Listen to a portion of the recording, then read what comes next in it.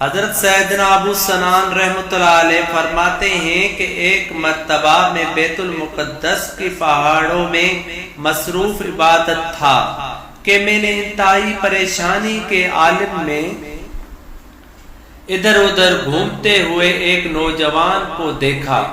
غم خواری کی نیت سے میں اس نوجوان کے پاس آیا اور سلام کے بعد اس سے پریشانی کا سبب پوچھا تو اس نے بتایا، ہمارا ایک پڑوسی اپنے بھائی کی موت پر اس قدر غم میں مبتلا ہے کہ لمحہ آزاری ہی کرتا رہتا ہے اور اسے کسی کروٹ چین نہیں۔ مہربانی فرما کر آپ میرے ساتھ چلیے تاکہ اس سے تعزیت کر کے اسے تسلی دیں، شاید کہ آپ کے دل جوئی فرمانے سے اسے قرار آ جائے۔ چنانچہ میں نے چلنے پر آمدگی ظاہر کی تو وہ نوجوان مجھے ساتھ لے کر غم سے ڈوبا ہوا ایک شخص کے پاس پہنچا۔ ہم نے اس سے تعزیت کی مگر اس نے کوئی توجہ نہ دی بلکہ آزاری کرنے لگا، تو ہم نے اسے سمجھاتے ہوئے کہا، اے اللہ جل جلالہ کے بندے، اس طرح بے صبری کا مظاہرہ نہ کر، اللہ سے ڈر اور صبر سے کام لے، بے شک موت ہر کسی کو آنی ہے۔ جس نے بھی زندگی کا سفر شروع کیا اس کی منزل انتہا موت ہے۔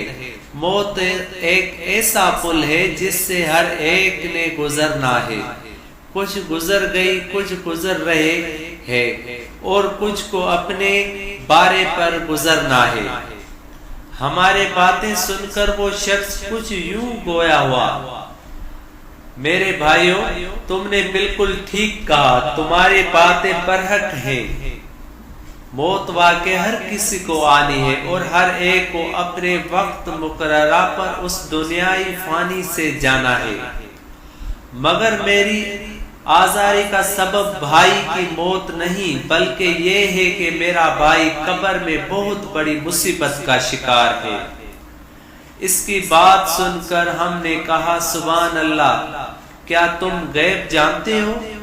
تو تمہیں معلوم ہو گیا کہ تمہارا بھائی قبر میں عذاب سے دوچار ہے۔ تو وہ کہنے لگا، نہیں، میں غیب تو نہیں جانتا مگر جو ہولناک منظر میں نے اپنی آنکھوں سے دیکھا ہے وہ مجھے کسی کروٹ چین نہیں لینے دیتا۔ ہمارے اصرار پر آخرکار اس نے اپنا واقعہ کچھ یوں سنایا، جب میرے بھائی کا انتقال ہوا اور تجزیہ و تکفین کے بعد ہم نے اسے قبرستان میں دفن کر دیا تو لوگ واپس آ گئے، مگر میں کچھ دیر قبر کے پاس ہی کھڑا رہا۔ اچانک میں نے ایک دردناک آواز سنی، گویا کہ کوئی انتہائی تکلیف کے عالم میں ہے، بچاؤ بچاؤ کی صدائیں دے رہا ہے۔ میں نے ادھر ادھر دیکھا مگر کوئی نظر نہ آیا تو غور سے سننے لگا کہ آخر یہ آواز کس کی ہے اور کہاں سے آ رہی ہے۔ معلوم ہوا کہ یہ پردرد آواز تو میرے بھائی کی ہے جو قبر کے اندر سے آ رہی ہے۔ بے چین ہو کر قبر کھودنے لگا تو ایک غیبی آواز نے مجھے چونکا دیا۔ کوئی کہنے والا کہہ رہا تھا کہ اے اللہ جل جلالہ کے بندے، قبر مت کھود، یہ اللہ کے رازوں میں سے ایک راز ہے، اسے پوشیدہ ہی رہنے دے۔ آواز سن کر میں ڈر گیا اور قبر کھودنے سے باز آ گیا۔ جب وہاں سے اٹھ کر جانے لگا تو میں نے پھر اپنے بھائی کی دردناک آواز سنی جو بڑے کرب سے بچاؤ بچاؤ پکار رہا تھا۔ مجھے اپنے بھائی پر ترس آنے لگا اور میں نے دوبارہ قبر کھودنا شروع کر دی۔